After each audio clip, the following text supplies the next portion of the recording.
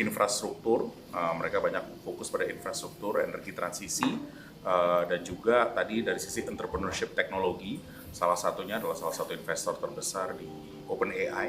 Nah, mereka bilang bagaimana bisa penggunaan OpenAI juga.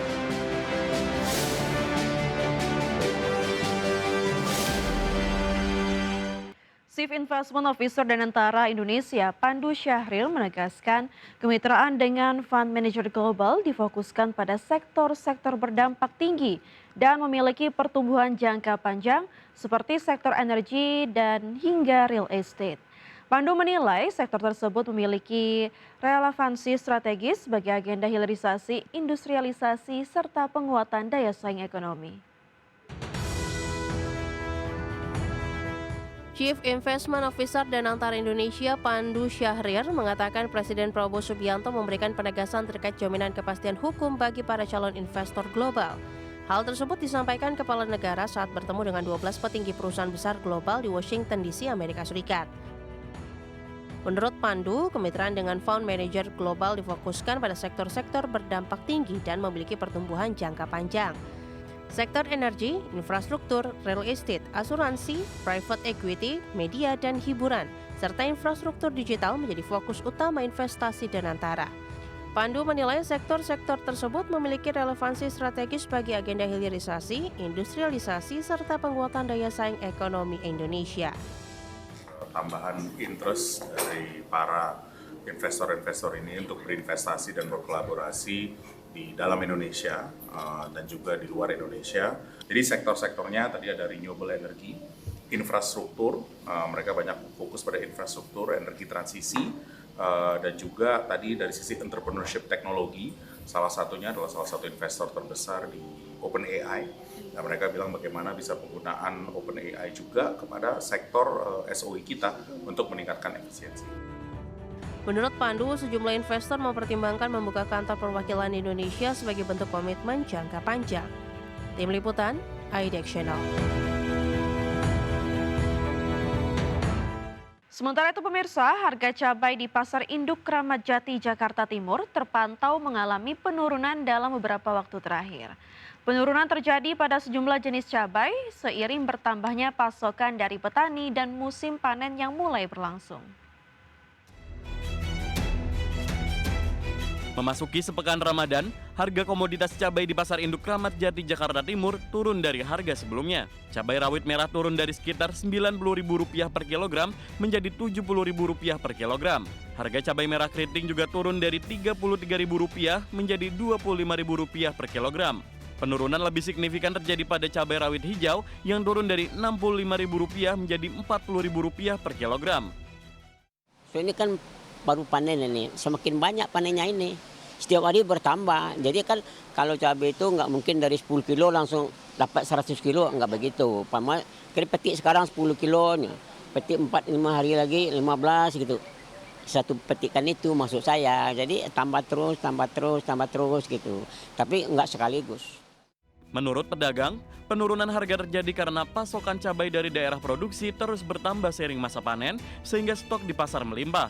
Pedagang memperkirakan harga cabai akan terus menurun seiring bertambahnya hasil panen dan stabilnya pasokan di pasar. Penurunan harga cabai ini diakui memberikan keuntungan bagi para pedagang dan konsumen. Meski demikian, harga cabai diharapkan tetap stabil agar tidak merugikan petani maupun pembeli. Jakarta, Jessica Winoto Aristiawan, IDX Channel.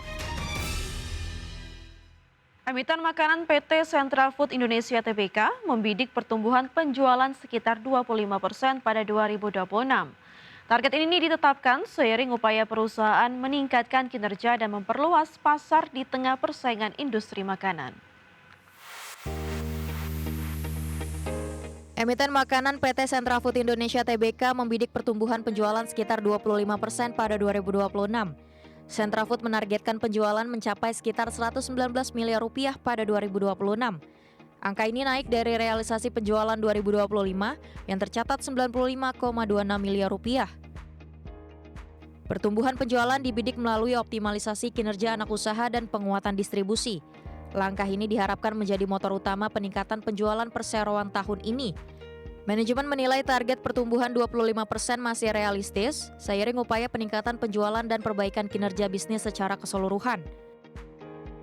Periode Ramadan dan Lebaran diperkirakan menjadi salah satu faktor pendorong penjualan, terutama pada awal tahun. Momen konsumsi tinggi dinilai berpotensi meningkatkan kinerja perusahaan. Perusahaan terus memperkuat strategi penjualan dan jaringan distribusi agar dapat menangkap permintaan pasar dan menjaga pertumbuhan di tengah kompetisi industri makanan. Target penjualan yang lebih tinggi menunjukkan langkah ekspansi Sentra Food Indonesia di 2026. Dengan strategi distribusi dan momen konsumsi yang kuat, perusahaan berupaya menjaga pertumbuhan dan memperbaiki kinerja bisnis di tahun berjalan. Berbagai sumber IDX Channel. Emiten retail PT Sumber Alvaria Trijaya Tbk atau Alfamart berkolaborasi dengan Layar Digi untuk menghadirkan konsep bioskop mini atau micro cinema di ribuan gerainya.